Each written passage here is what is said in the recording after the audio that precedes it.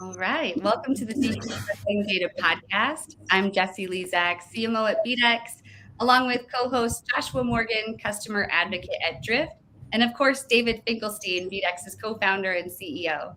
Today's guest is Jay Bartot, CEO and co-founder at Zeitworks, a serial technology entrepreneur and innovator with 20 years experience building startups from the ground up. He specializes in developing data and machine learning applications for businesses and consumers. Jay co-founded, raised capital, and built several technology startups, culminating in acquisitions. Vhoto, am I saying that correctly? It was sold to Hulu in 2015. Vhoto, thank you. Medify, sold to Alliance Health Network in 2012. Then there was Farecast, sold to Microsoft in 2008. And AdRelevance, sold to Nielson / NetRatings in 2002. So there's a whole bunch of them there. Your experience, it spans from technology verticals, including e-commerce, online advertising, travel, healthcare, mobile. I could go on and on, each using data and machine learning technology to solve businesses and consumers' problems. So thanks for being here. Yeah, thanks for having me, and great to meet all you guys. Really appreciate it. Yeah, awesome. Likewise, Jay, great to meet you. Thanks for joining us today. So please start from the beginning. Tell us your story. And also, could you please tell listeners a little bit about what Zeitworks does and the work that you're doing there today? Sure, absolutely. So I'm a tech person by background. I was trained as a software engineer, and I entered the early years of my career were in software engineering. But pretty early on, I gravitated towards small companies doing new and interesting things. And as I got into my career a bit, I became interested in machine learning technology. I, by happenstance, joined a startup founded by some faculty from the University of Washington Computer Science Department who are doing some really interesting things with data and early machine learning technologies.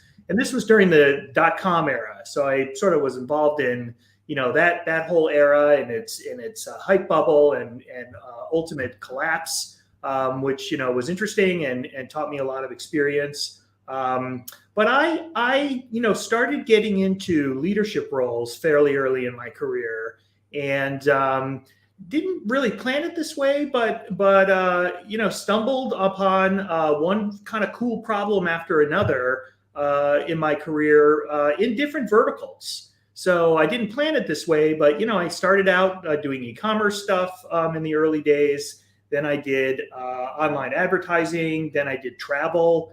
Then I did medical informatics, and then consumer mobile video analysis. And so I probably did my career a little bit of a disservice from bouncing around from vertical to vertical, but I was always sort of chasing the next cool problem to solve with data and machine learning.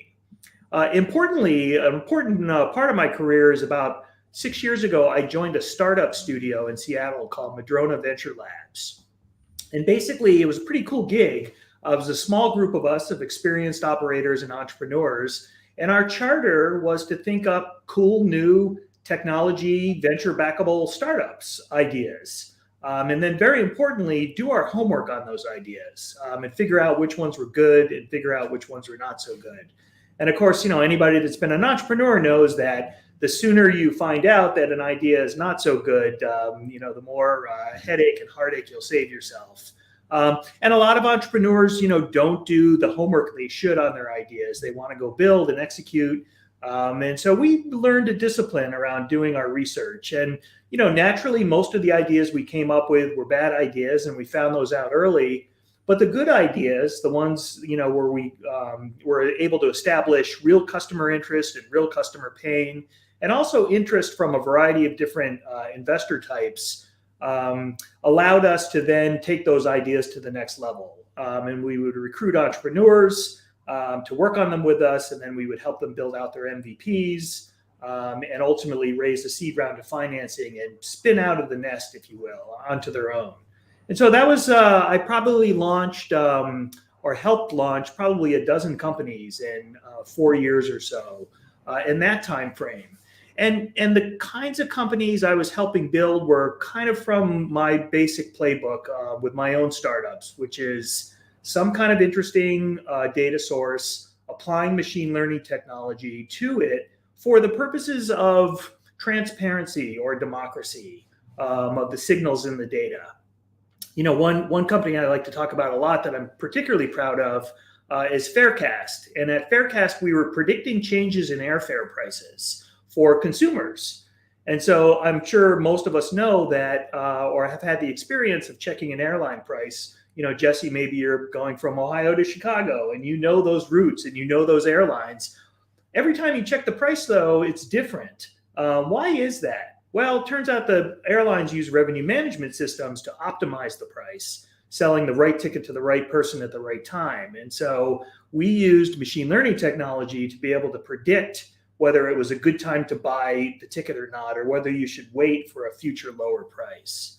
And so that's really sort of a good example of the kinds of companies that I've either created myself or with co-founders or worked on in the lab to create similar companies where data and machine learning is leveraged.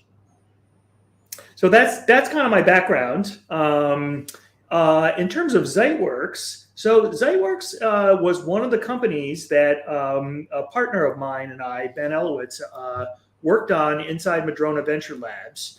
And we were encouraged to look at the RPA space, robotic process automation space, by Madrona Venture Group, who are our main investors in our lab.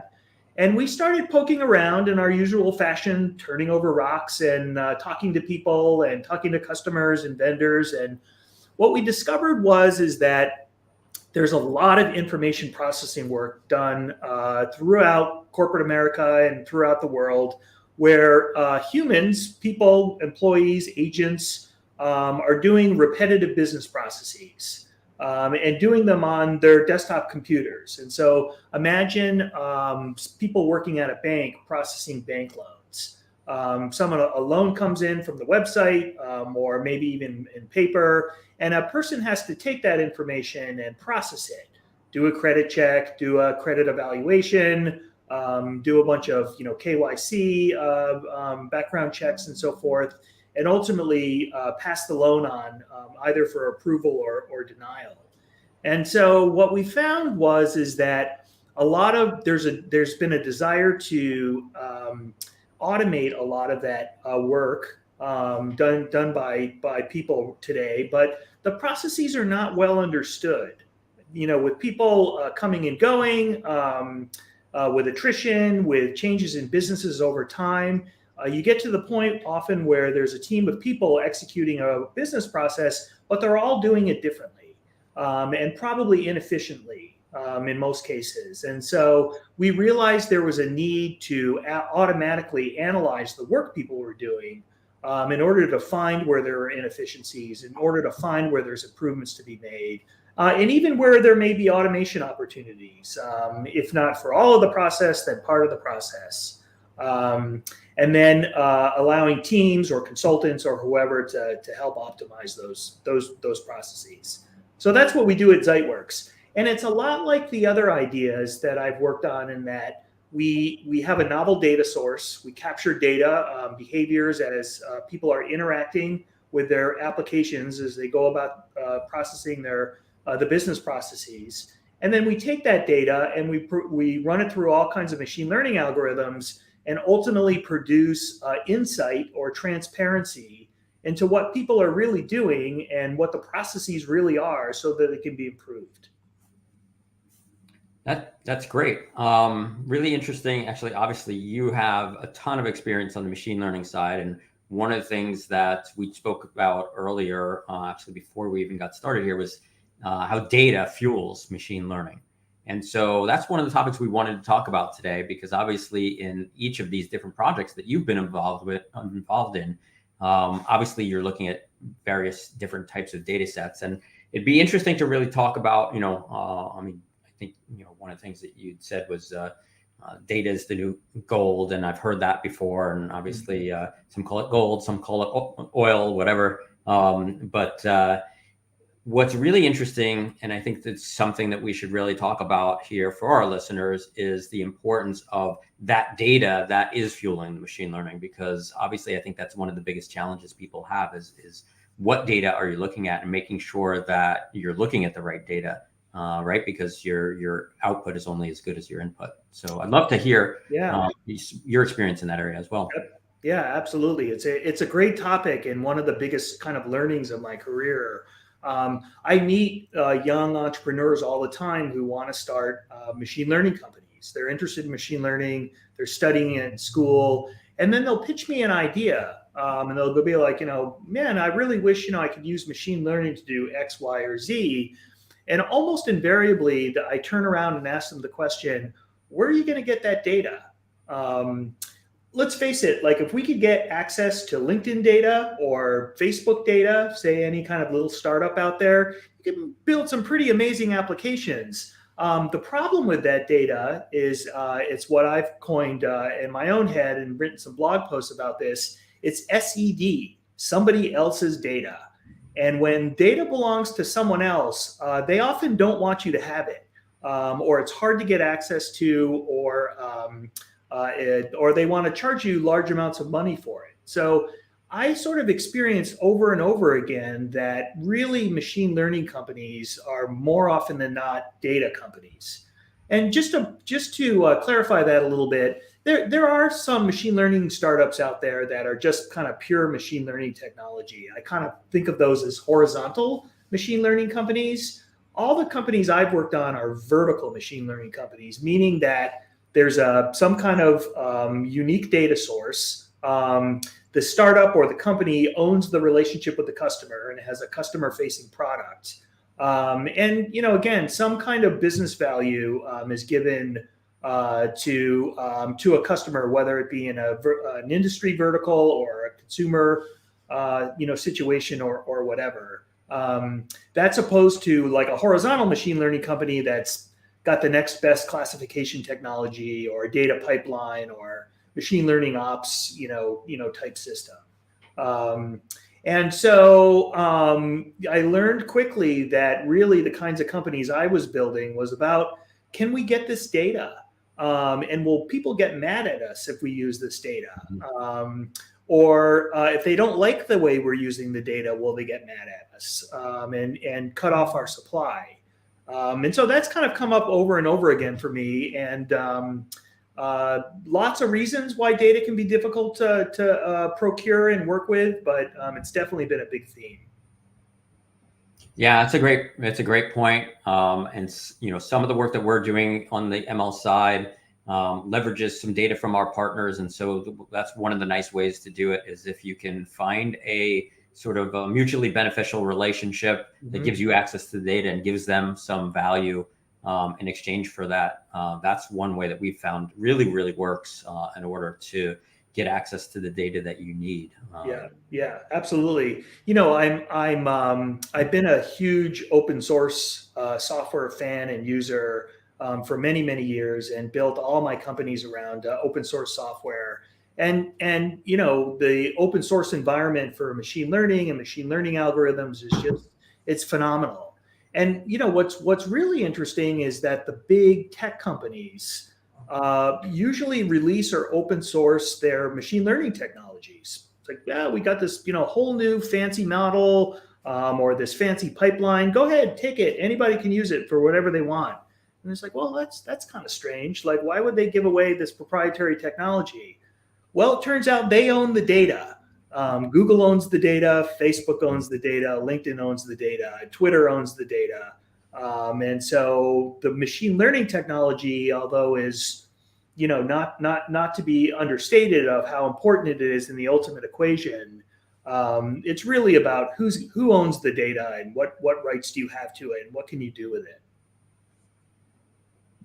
All really great points. And it, of course, makes me think of what we're doing at BDEX with machine learning, not to give, another selfish plug, but, we're taking consumer data and making really precise, targeted audiences for advertisers that helps them improve their return on ad spend But we wouldn't be able to do that without the data. Mm-hmm.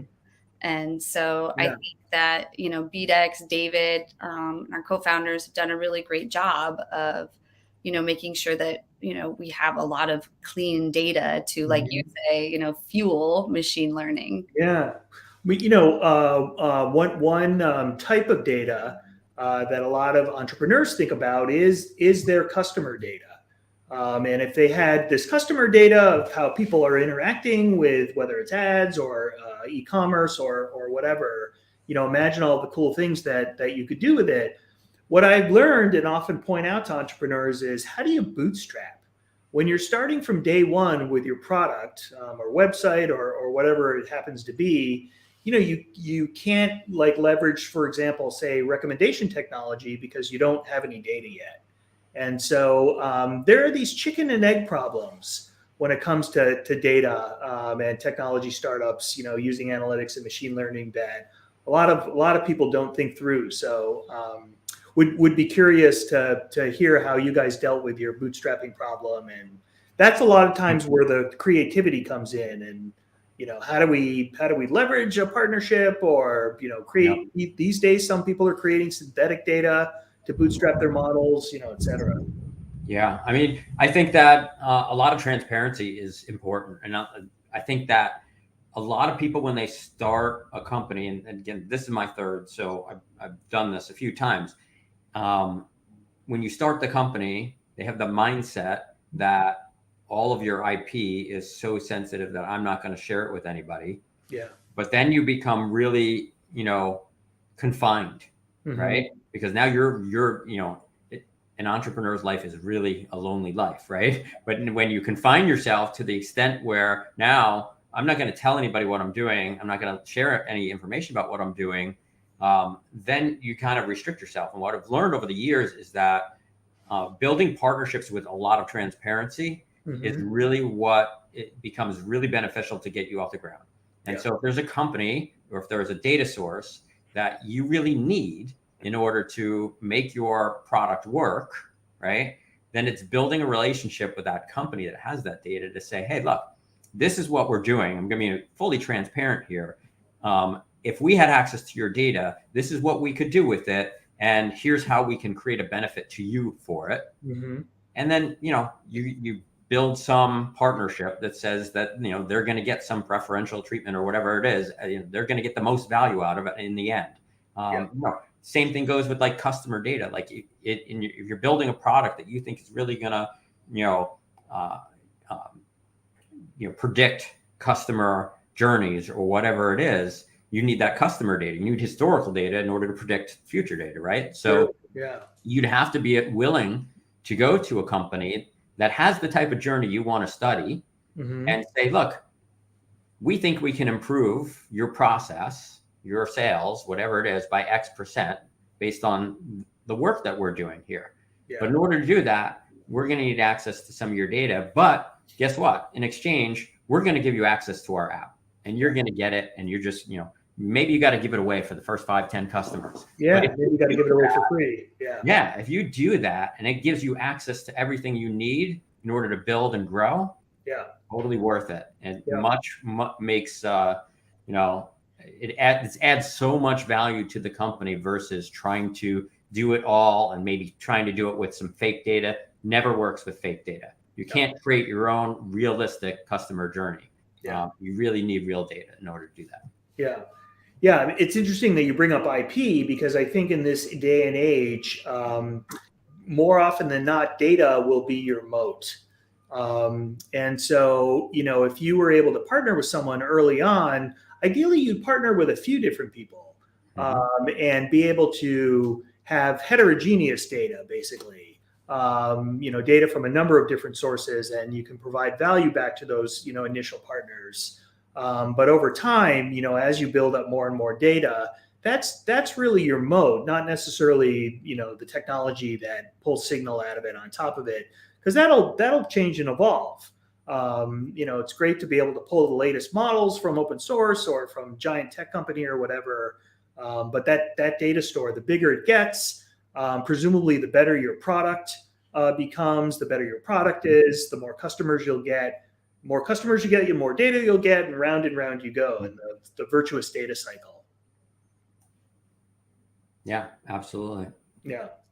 So Jay, I just wanted to say that I had like a blast from the past when you started talking about open source and closed source. Mm-hmm. It takes me back to like the very, very early days of when Android started to become a little bit more popular, and you had all these people that were tinkering with the operating systems of the phones, and and like kernels, and we're going to overclock stuff, and mainly we did it just to say we did it. Never really added much benefit to anything, except that voided a lot of our warranties because we broke stuff in the process. And that's Best Buy did away with like their replacement guarantee because everybody was putting new ROMs in their phone and stuff like that. But yeah, it just kind of gave me that back 20 years ago to those.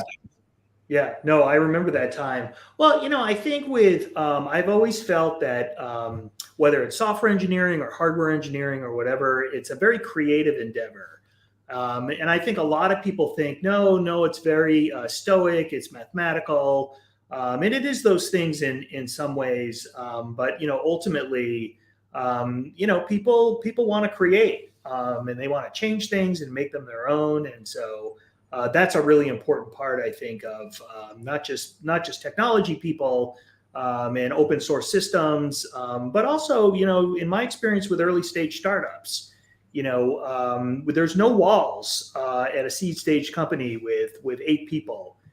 Everybody's got a big piece of the organization and the technology to own, and just lots of room for creativity and expression, and for people to go outside their boundaries, to be able to say, you know what, I think I can, train this machine learning model and do a really good job on that, but I also can put it into production. I can help sculpt the UI, that the UX and user experience. All of those things I think are super important for early stage stuff. Absolutely. So our first topic was data fuels machine learning. I feel like we kind of already have touched a lot on the importance of data in machine learning. But is there anything else anyone wants to add on the importance of data in machine learning? The only other thing I would add would be the quality of that data. We talked about Great point. Data sources and things like that. Yeah. But often people take the input of data, for what it is, without fully analyzing it first to make sure that it is correct and makes sense. And then obviously if it doesn't, then you're going to just screw up the model completely. So I think that's an important thing to make sure that you're looking at. We do a lot on our end before data even comes into our platform. And, there's a whole analysis that's done just to look at, the format and the quality, what could be affecting it, making it good or bad in a number of different ways to make sure that we're first eliminating all that bad data so that we know that the source of data that we're doing the analysis on is as good as it can get. Yeah. I think that's important. Yeah, it's a great point. We have this issue at Zeitworks as well. We have, as I like to say in my many pitches, very voluminous and noisy data. From observing the behavior of how people interact with their desktop applications. And humans are not robots. They do all kinds of random things. They pick up all kinds of idiosyncrasies over time. And so, like I think a lot of machine learning situations, the biggest heavy lifting that we do is pulling the signal out of all the noise. Once you do that, machine learning algorithms tend to behave really well. And be good. If you don't do that, as you said, you can really have all kinds of problems and trouble. And so, again, another thing I often talk about to young data scientists who want to be entrepreneurs is that, a lot of data science is not the fun stuff of building models. It's in data prep. It's in feature engineering. It's noise reduction. It's all these kinds of things. That you need to become intimate with your data, I think is what you're saying, David, in order to really get the signal that you need. So Jay, do you think we'll ever get to a point to where we don't have to, as marketers and people that are analyzing the data to put it into, the getting the machine so that it can kind of filter through the noise? Do you think there will become a time to where the machine learning progresses so much to where it can filter through its own kind of noise and disregard what's not, effective or efficient towards the goals? Great question, Josh. And I think I hope so will be my answer to your question. But I think we've already seen some waves of promise where the technology ultimately didn't pan out. And whether it be in like algorithms or tools, or in the kinds of products that are out there. Trying to address a bigger and larger market. I think when, for example, deep neural networks kind of came into vogue, about 10 years ago or so, there was hope that those networks would basically create their own feature representation. And especially with images and high dimensional data and text and sound and so forth, that the machine would figure it out and denoise and find the signal and engineer the features, and the data scientists didn't even necessarily need to care about that. I think we found, though, as we've worked through a lot of problems, that's more often than not the case. That understanding the data and the features and extracting the signal and all of those things are still very important. I know they are at Zeitworks, so yeah, I think there's hope in the future that'll become more automated. But yeah, I don't think that we're there yet, and I'm not sure how far off we are. Another thing I would say about that's related, I think, is that the holy grail of machine learning, I think, is getting AI machine learning technology into the hands of business users. We know that there's a shortage of machine learning and data scientists out there. I think anybody would tell you, probably a pretty widespread between really strong, gifted data scientists and machine learning engineers versus, a lot of folks out there that are really just kind of beginning. And so given this huge shortage and so many, in theory, machine learning problems out there in the corporate world, if you could get these tools into the hands of business people, then suddenly there could be a real revolution here. But again, I think that has yet to happen. There's been some technology developments, I don't know, over the past 5 years or so in kind of an area called auto ML, where a model is sort of iteratively trained to find an optimal decision boundary that maximizes the output of the efficacy of the model. And a lot of people thought, okay, well, this is it. This is a tool you could put into a business user's hands, and it'll do the magic. And in fairness, I think that has helped some people in some situations, but it hasn't been the holy grail. I think you make a good point. I want to jump in just 1 second because we actually had a similar conversation in a prior podcast.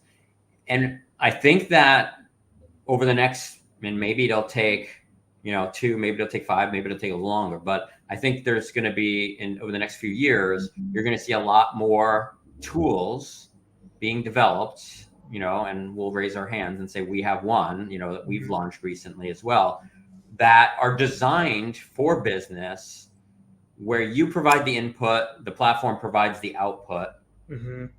and all of the magic, machine learning, kind of happens behind the scenes, mm-hmm. Without need of a data scientist, without need to acquire the data and figure out how to use it and what model is going to work and what algorithms are the right algorithms and so on.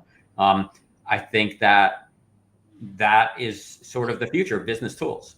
Yeah. And, we've created one that's specific to advertising, mm-hmm. where a customer can upload literally, some customer data, and our platform does an analysis of that data and finds more people that look just like those people so that we can help them find more customers. Yeah.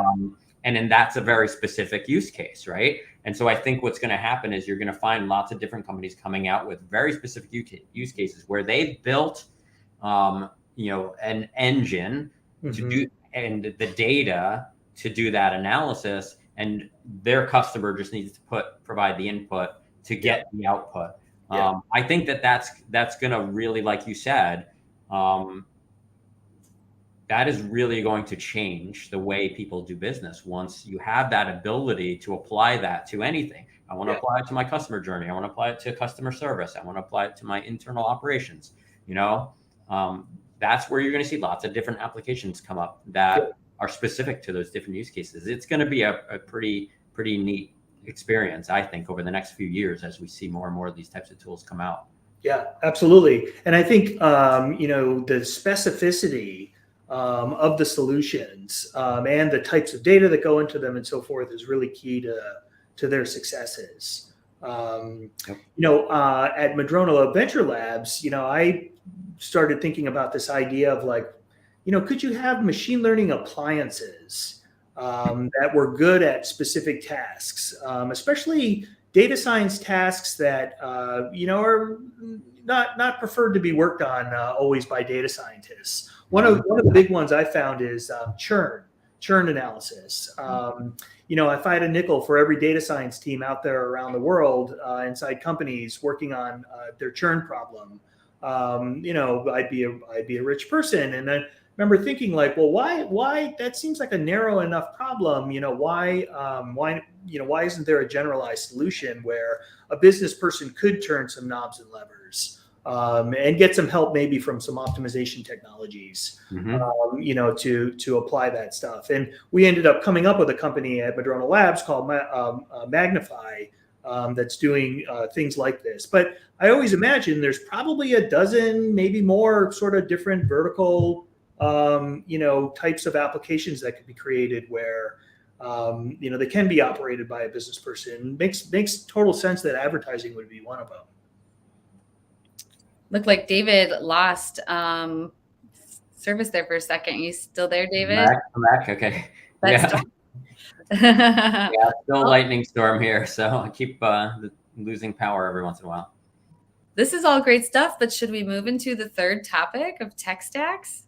Well, before we move in there, it's kind of interesting, Jay, that you mentioned the whole churn issue, which is there in some cases, and I don't even want to say it's like a dishonesty, but it's kind of a lack of communication between companies that are churning, because I've seen several times where there is a customer that might be unhappy, and I don't know why they don't really say anything, because they're spending $10,000 to up to $500,000 or more dollars, and you have this whole customer success team that is like, hey, is everything good, is everything good, is everything good, and they're not saying anything, and then a review comes in and they're like, oh, we had integration issues, we had this problem.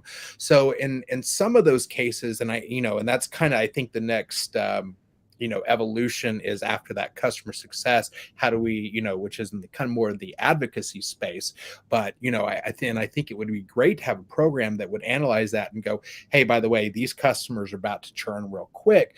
But coming back to that the data is, it's only as good as if your customers are going to express those frustrations. And again, I think that's kind of where the big disconnect is the customers, again, and I don't know why, because if you're spending all this money, you would think that hey, I want to get my money's worth or go elsewhere. But you see where companies, they kind of walk away, and then they find out that, the original company that was providing the service, they find out later after the company has left why they were unhappy. Yeah.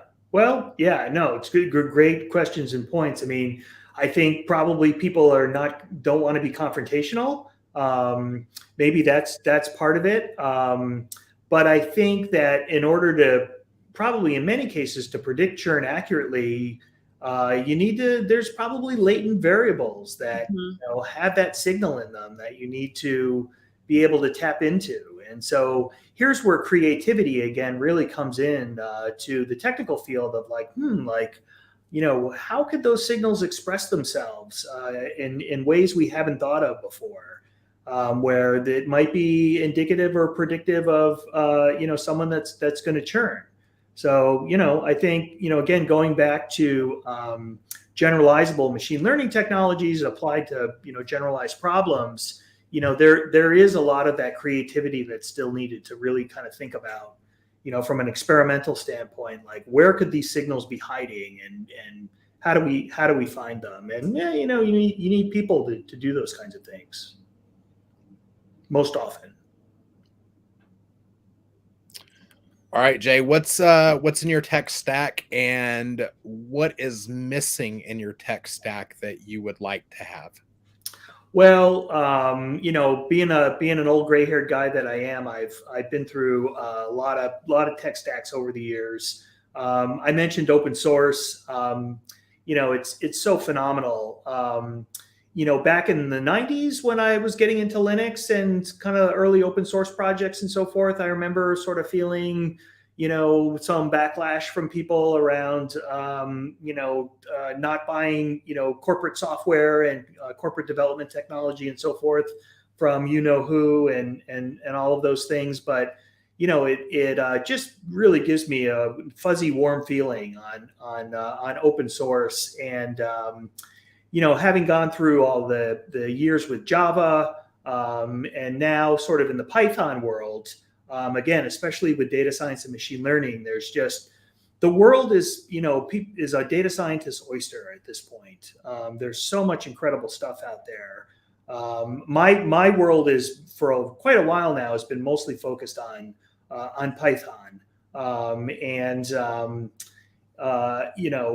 the libraries, the things I remember back in the really early days, say of Farecast, we were hand coding decision tree classifiers and other kind of rudimentary machine learning technologies. Now, of course, there's just really powerful libraries to do all those things. And so in some ways, I wish I was 20 years younger and just starting out again, not to mention all the education that's available online and on YouTube. And I remember pouring through textbooks 20 and 25 years ago, with all this just incredibly arcane math, trying to understand how a neural network works. And now there's, wonderful videos for, people to peruse and learn from. So, that's a really cool area, I think. One area that I think is interesting is companies, startups that are trying to close the gap between the desktop developer, say a data scientist working in a Python notebook, and the cloud.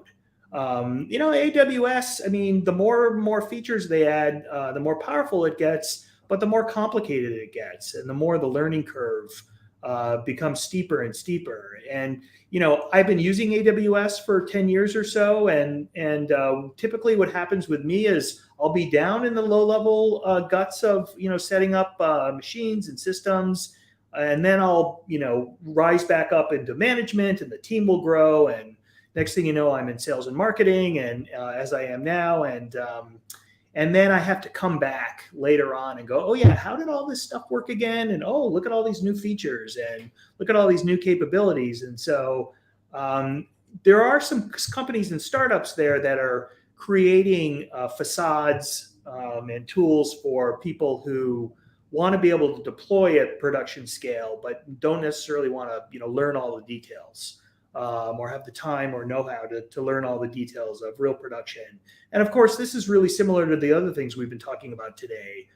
Can you abstract an interface or a facade on top of complicated technology so that it can be used more easily by the masses? But I know there'll be a time where I'll get back to coding again. I always do. And doing data science, and I'll be sort of looking around at what's the latest and greatest, and looking for solutions where I don't have to go super, super deep, in order to be creative. Definitely. Oh, you're muted, David.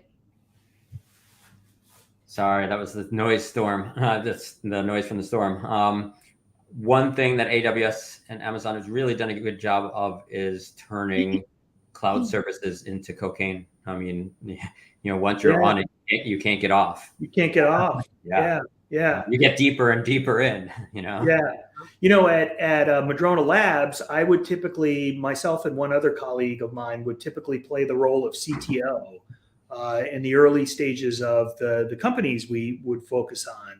And I learned early, to be really careful about making decisions. We had a close relationship with AWS, and they were very generous with the credits. And again, it's a get hooked on the crack pipe approach. But whenever possible, we would set up Mongo or Postgres or whatever on an AWS machine versus using a service, because the last thing I wanted was 2 or 3 years into the future, the permanent CTO of the company, shaking their fist at me, going, "Who made this decision? We can't get off this thing." So yeah.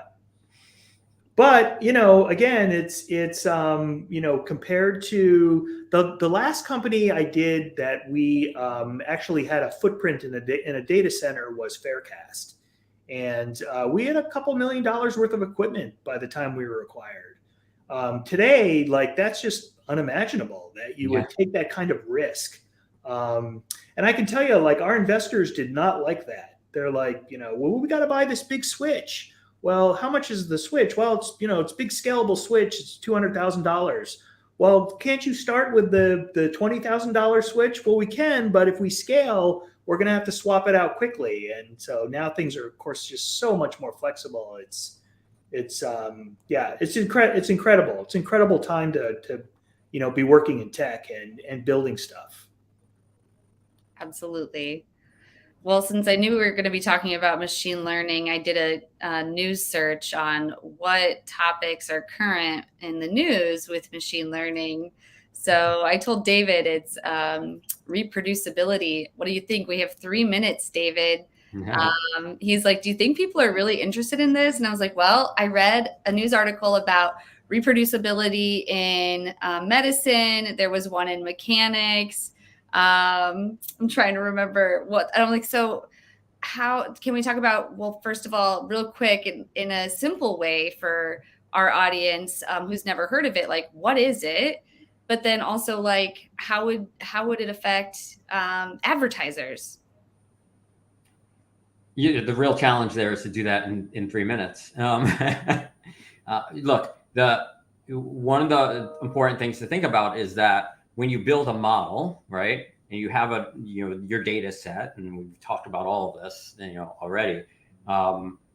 The problem there is that you're building this for a very specific use case, and so the question then becomes: is this reproducible in this, in the same use case in another scenario, or for another company, or for another customer? And I think that that's always the challenge, right? And so it requires, one, a lot of testing. Two, it requires, as Jay was talking about earlier, maybe having the right triggers and figuring out what the right triggers are that you have to turn up and turn down in order to make adjustments. That's the real question: is can you produce something that is reproducible within the same use case?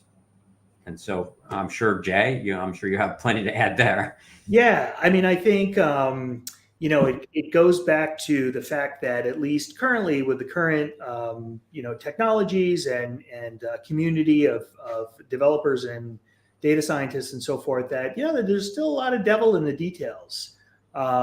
Signals change and drift over time, and I think organizations are just starting to learn about how to manage machine learning technologies and deployments over time. And certainly the rise of the whole ML ops space, is indicative of hey, we don't want to just have these systems be, scotch tape and bubblegum sticks and, so forth. We really want to be methodical about monitoring data, monitoring the drift, knowing that, the features, may be changing or drifting, and thus the model results, will be changing.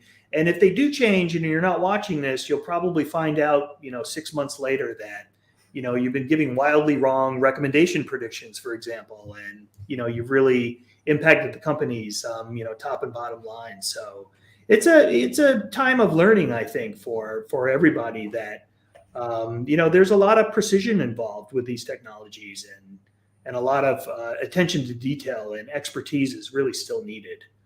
And I thought those were great articles, Jesse, and I think awareness is probably a really big thing at this point, just for people to know, like, stuff changes. I know there was a lot of models that kind of blew up as soon as COVID hit in March of 2020. I thought that was super fascinating, but our world is changing more quickly, and so are the signals and all the data that are ultimately the foundation of these models we're increasingly reliant on.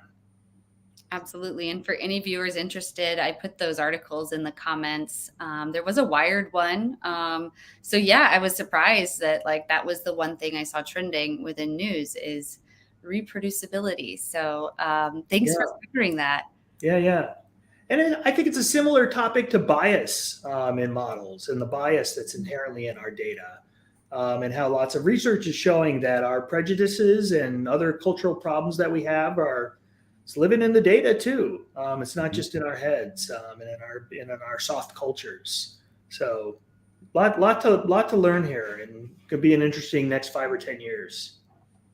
Absolutely. Well, this has been a really great discussion. I always have the hard job of stopping us at 5 o'clock, but thank you so much for joining us, Jay. Tell our viewers, where can they find you? Well, so our website is Zeitworks.com, Zeitworks.com, like Zeitgeist, but Zeitworks. And so, come check us out there. And of course, I'm on Twitter and LinkedIn, and happy to chat with aspiring entrepreneurs and try to be helpful. I always enjoy doing that. Well, thank you. In closing, we'd love to get input from our listeners about BDEX's podcast. Also, are there any guests you would like to hear from? Send them to us in a message, or you can send them to info@bdex.com. And as we always say, share your qualitative data with us. But thanks again. Yeah. And I'm going to close it on out. Thanks for having me. All right. Thanks, guys. Bye.